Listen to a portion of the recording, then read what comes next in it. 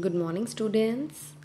आज हम करेंगे सामाजिक विज्ञान की वर्कशीट नंबर 34 जो कि है आपके पाठ निर्धनता एक चुनौती। आज दिनांक है 22 सितंबर 2020 और मैं हूँ मोनिका मैम। बेटे सबसे पहले आप अपने रजिस्टर के ऊपर ये सारी डिटेल्स को लिख लेंगे याद से, ठीक है। चलिए वर्कशीट शुरू करते हैं। हमें अपने आसपास बहुत से ऐसे लोग दिखाई देते हैं जो बहुत गरीब हैं। गांव में भूमिहीन कृषि मजदूर, दैनिक मजदूरी करने वाले, रिक्शा चालक, कूड़ा बीनने वाले, भिखारी, बेसहारा अनाथ, फुटपाथ या शहरों की झुग्गियों में रहने वाले, ऐसे लोग जो अपनी रोज़ाना की ज़रूरतों को पूरा करने में भी असमर्थ रहते हैं। तो बेटा आइए कुछ तस्वीरों के ज़रिए मैं आपको इन सब के बारे में थोड़ा थोड़ा बताऊंगी। देखिए बेटा, गांव में ऐसा अक्सर देखते हैं हम, भूमिहीन कृषि मजदूर जो होते हैं वो बहुत निर्धन होते हैं। उनके पास खुद की ज़मीन नहीं होती, वो दूसरों की ज़मीन पर काम करते हैं और अक्सर उनको उनकी ज़मीन पर काम करने के लिए कभी पैसे नहीं मिलते, कभी फसल नहीं अच्छी होती उसके लिए, तो उस वजह से वो काफ़ी निर्धन रहते हैं। बेटा अक्सर हम देखते हैं शहरों में कुछ ऐसे लोग होते हैं जो रिक्शा चालक होते हैं जो कि अक्सर गांव से ही आए होते हैं और क्योंकि उनकी शैक्षिक योग्यता इतनी नहीं होती, उनको यहाँ पे और कोई कार्य नहीं मिलता, वो रिक्शा चलाते हैं और रहने की भी जगह नहीं होती इनके पास। आप अक्सर देखिए उनको रिक्शे पर ही सो रहे होते हैं। तो ऐसे लोग भी बहुत ही निर्धन होते हैं। बेटा अक्सर हम ऐसे लोगों को देखते हैं जो असहाय होते हैं, जिनके पास रहने के लिए जगह ही नहीं होती है। आप उनको फुटपाथ पर सोते हुए देखते हैं, है ना। फुटपाथ पर सोते हुए लोग सड़कों के एकदम किनारे में या कभी बीच में फुटपाथ के ऐसे सो रहे होते हैं। तो ये लोग भी बहुत ही निर्धन या गरीब होते हैं। बेटा निर्धनों में भी निर्धन हम देखते हैं अक्सर ऐसे लोग जो हमें ट्रैफिक सिग्नल्स पर, सड़कों पर भीख मांगते नज़र आते हैं, है ना। आप इस इमेज से समझ सकते होंगे। तो भिखारी जो होते हैं वो भी निर्धन व्यक्तियों में आते हैं। इस चित्र में क्या हो रहा है आप बता ही सकते हैं। कूड़ा उठा रहे हैं हम, कूड़ा बीनने वाले बोलते हैं जिनको, है ना। लेकिन आप देख सकते हैं ना ग्लव्स पहने हैं, ना उनके मुंह पर मास्क है, तो कितना उनके स्वास्थ्य के लिए ये हानिकारक है ना बेटा। लेकिन अक्सर निर्धन व्यक्तियों को 2 पैसे कमाने के लिए ये काम भी ऐसा करना पड़ता है, अपनी जान जोखिम में डालकर कूड़ा बीनना। निर्धनता का अर्थ भूखमरी और आश्रय का ना होना। बेटा समझ रहे हैं आप इसको, कि कोई भूख से मर रहा हो, भूखा रहता हो, या जिसके पास आश्रय ना हो, रहने के लिए स्थान ना हो, घर ना हो, ऐसा व्यक्ति निर्धन होता है। ये एक ऐसी स्थिति भी है जब माता पिता अपने बच्चों को विद्यालय नहीं भेज पाते या कोई बीमार आदमी इलाज नहीं करवा पाता। तो ऐसी स्थिति हो जाती है बेटा कि अपने लिए 2 वक्त की रोटी कमाने के चक्कर में माता पिता अपने बच्चों को विद्यालय तक नहीं भेज पाते, और जो कोई अगर बीमार व्यक्ति है वो अपने इलाज तक नहीं करवा पाता, उसके पास पैसे नहीं होते, ठीक है, और वो असमर्थ हो जाता है। निर्धनता का अर्थ स्वच्छ पेयजल, स्वच्छ मतलब साफ, पेयजल मतलब पानी, पेय से याद रखेंगे आप, पीने वाला पानी, ठीक है। स्वस्थ पेयजल और सफाई की सुविधाओं का अभाव की कमी, ठीक है। नियमित रोजगार की कमी, रोजगार ऐसा जो कि आपको हर समय नहीं मिल रहा, तो नियमित रेगुलर, ठीक है, उसकी कमी होना, ठीक है। ऐसा हो कि आप 4-5 महीने काम कर रहे हो, फिर खाली बैठ गए 2 महीने, फिर आपको काम मिला, फिर नहीं मिला, तो नियमित रोजगार की कमी। न्यूनतम शालीनता स्तर का अभाव, कि ऐसा थोड़ा सा जीवन स्तर इतना अच्छा होना चाहिए या इतना होना चाहिए कि आप एक इज्जत की ज़िंदगी जी सको, ठीक है, और उसका अभाव होता है। असहायता की भावना के साथ जीना भी निर्धनता है। तो मतलब हम असहाय फील करते हैं, है ना, कि हम सोचते हैं कि अगर ऐसा होता तो क्या होता, हम अगर थोड़े से अमीर होते तो क्या होता, हम इतने निर्धन ना होते, अपनी छोटी छोटी ज़रूरतों को पूरा करने के लिए किसी चीज़ के मोहताज ना होते, तो हमारे में एक असहाय भावना आ जाती है ऐसे व्यक्तियों में, ठीक है। निर्धन लोग ऐसी स्थिति में रहते हैं जिसमें उनके साथ सभी स्थानों पर दुर्व्यवहार, बुरा व्यवहार होता है। कोई भी निर्धनता में जीना नहीं चाहता। अक्सर हम देखते हैं ना बेटा कि निर्धन लोगों के साथ बुरा बर्ताव होता है ना। लोग उनके साथ उठना बैठना तक पसंद नहीं करते हैं, राइट। और कोई भी व्यक्ति ऐसा नहीं होगा जो निर्धनता में जीना चाहता है। अब आय मतलब कि किसी की कमाई, ठीक है। आय और उपभोग के स्तर के साथ अब निर्धनता को, उपभोग मतलब कि हम जैसे कि जो खाने तुम चीज़ों का इस्तेमाल करते हो जो अपनी ज़रूरतों के लिए, वो ठीक है।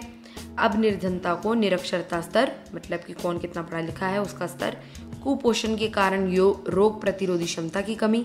कुपोषण क्या होता है बेटा कि अगर आप में न्यूट्रिशन की कमी हो, आप इतना पौष्टिक खाना ना खा पा रहे हो जिससे कि आपके अंदर की जो इम्यूनिटी है, जो रोगों से लड़ने की क्षमता है वो कम हो जाए, ठीक है, वो है। फिर स्वास्थ्य सेवाओं की कमी, रोजगार के अवसरों की कमी, सुरक्षित पेयजल एवं स्वच्छता तक पहुंच की कमी आदि जैसे अन्य सामाजिक सूचकों के माध्यम से भी देखा जाता है कि ये निर्धन है व्यक्ति या नहीं, ठीक है। अब हम आते हैं नेक्स्ट पॉइंट पे। बेटा नेक्स्ट पॉइंट है सामाजिक अपवर्जन। अपवर्जन का मतलब होता है अलग कर देना, ठीक है। तो यहाँ पे हम किसको अलग करने की बात कर रहे होंगे? गरीबों को, निर्धनों को।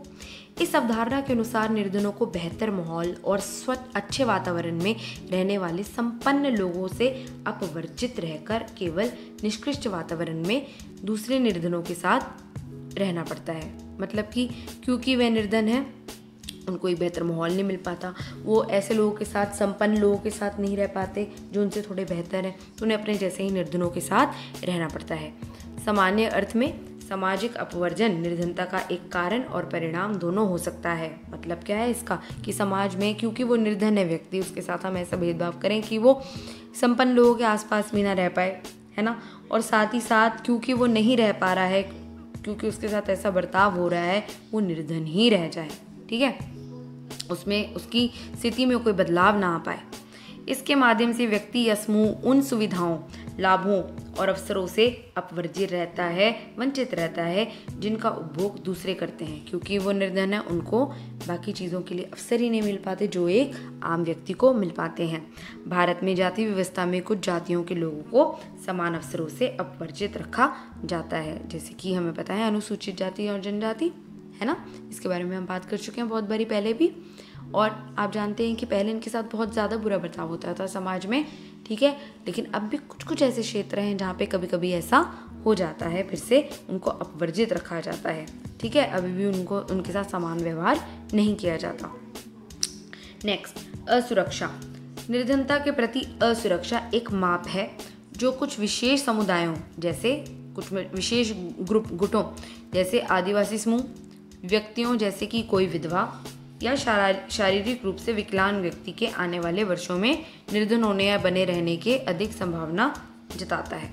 इसका क्या मतलब है कि ऐसे जातीय समूह और ऐसे व्यक्ति जैसे कि विधवा एक स्त्री हो गई, शारीरिक रूप से विकलांग व्यक्ति हो गया, इनके निर्धन होने की और निर्धन बने रहने की जो है संभावना अधिक रहती है।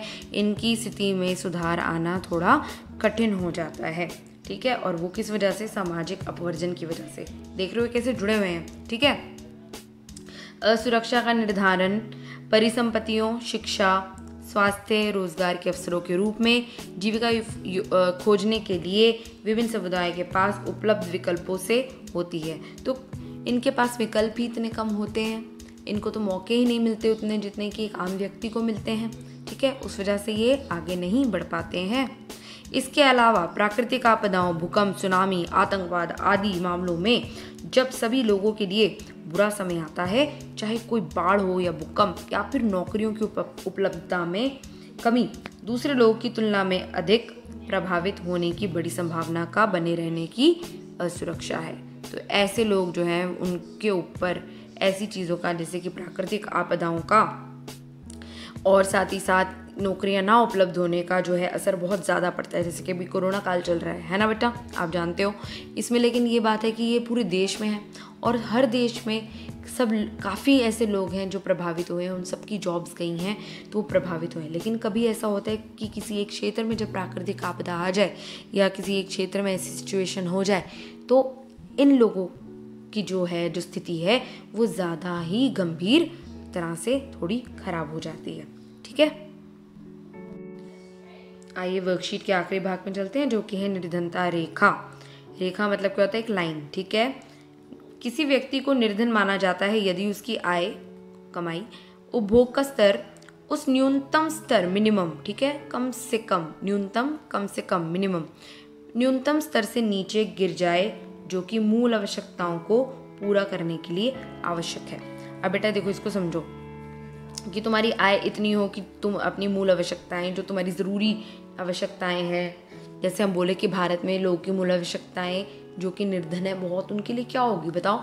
उनके लिए होगी ना रोटी, कपड़ा, मकान, साफ पानी, है ना, ये सब चीज़ें होंगी, राइट। तो उनके लिए मूल आवश्यकताएं हैं। यही दूसरे देश में मूल आवश्यकताएं अलग भी हो सकती हैं लोगों के लिए, क्योंकि वहाँ के जो निर्धन लोग हैं उनकी स्थिति अलग हो सकती है। जैसे कि अगर हम यूएसए का उदाहरण ले लें, है ना, यूएसए में कभी कभी बेटा ऐसा होता है कि ये नहीं होता कि भाई खाने को मिल रहा नहीं मिल रहा वो व्यक्ति निर्धन है।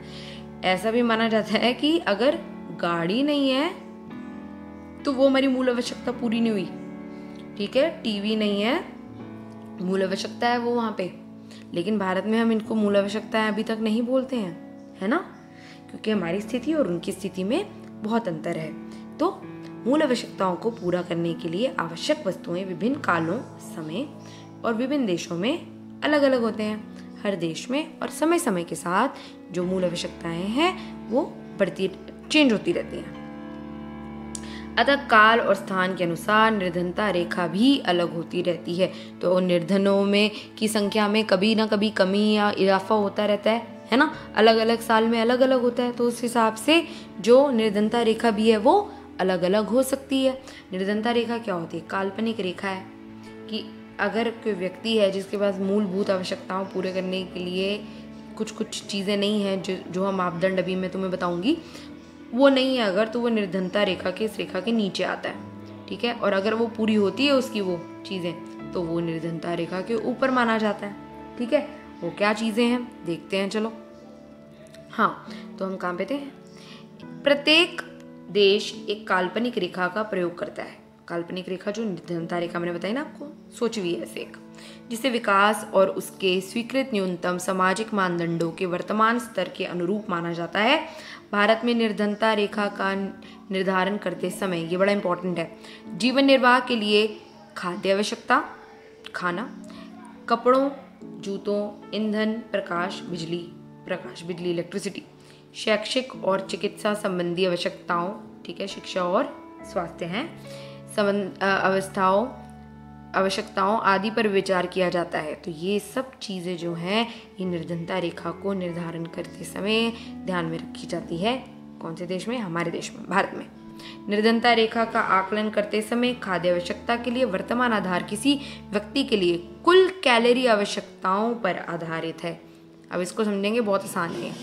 हम जब कुछ खाते हैं फूड, तो हमें क्या मिलती है? एनर्जी। और वो एनर्जी जो हम मिलती है हमें, हम उसको किस में काउंट करते हैं? आपने साइंस में पढ़ा है ना बेटा, कैलोरीज, राइट, जो हमें एनर्जी देती है, राइट। तो हम कैसे निर्धारित करते हैं कोई व्यक्ति जो है वो निर्धन है या नहीं? वो हम उसकी कैलोरी से निर्धारित करते हैं कि इतनी प्रति व्यक्ति प्रतिदिन कैलोरी उसको अगर मिल रही है तो वो निर्धनता रेखा के नीचे नहीं आएगा, ठीक है। देखते हैं कैसे। खाद्य वस्तुएं जैसे अनाज, दालें, सब्जियां, दूध, तेल, चीनी आदि मिलकर इस आवश्यक कैलोरी की पूर्ति करती हैं। आयु मतलब एज, लिंग मतलब कि स्त्री है या पुरुष, काम करने की प्रकृति मतलब कि बहुत मेहनत वाला काम है, कुछ उठाना है, भारी भरकम चीज़ें, या कुछ बहुत ज़्यादा मेहनत करने वाली खेती बाड़ी का काम है, मजदूरी का काम हो गया, ठीक है। या फिर क्या काम करते हैं? दफ्तर में बैठे हैं, बैठे बैठे ही अपना काम कर रहे हैं, कंप्यूटर पे काम कर रहे हैं, है ना, 2 प्रकार के काम हो गए। इसके आधार पर कैलोरी आवश्यकताएं बदलती रहती हैं। तो 2 साल के बच्चे के लिए कैलोरी आवश्यकता आप जैसे 13-14 साल के बच्चों से तो अलग होगी ना बेटा, है ना, आपको ज़्यादा चाहिए होगी और उनको कम। ऐसे ही जो ज़्यादा मेहनत वाला काम कर रहा होगा, जिसमें कि ज़्यादा ताकत लग रही होगी, उसको कैलोरी ज़्यादा चाहिए होगी। और जो सिर्फ मानसिक काम कर रहा हो और ज़्यादा देर बैठा रहा हो, इधर से उधर ज़्यादा फिजिकल परिश्रम ना कर रहा हो, उसको कैलोरी कम चाहिए होगी। तो भारत में स्वीकृत कैलोरी आवश्यकता ग्रामीण क्षेत्रों में 2400 कैलोरी और नगरीय क्षेत्रों में 2100 कैलोरी प्रति व्यक्ति प्रतिदिन है। तो मतलब याद करना है आपको, गांव में क्योंकि ज़्यादा मेहनत करते हैं लोग, ऐसे शारीरिक परिश्रम करते हैं, उनके लिए है 2400 कैलोरी, ठीक है। और यही शहरों में है हमारे लिए 2100। ये याद रखना है, प्रतिदिन प्रति व्यक्ति, ठीक है, मिनिमम, न्यूनतम। ओके, तो बेटा ये थी आपकी आज की वर्कशीट। इसके क्वेश्चन आंसर्स मैंने आपके लिए लिख के रखे हैं, थोड़े पॉइंट्स में लिखे हैं, आपको बहुत अच्छे से समझ में आएंगे।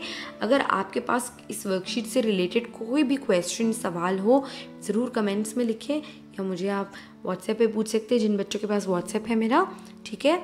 हम फिर अब मिलते हैं अगली वर्कशीट के साथ। Alright, bye bye.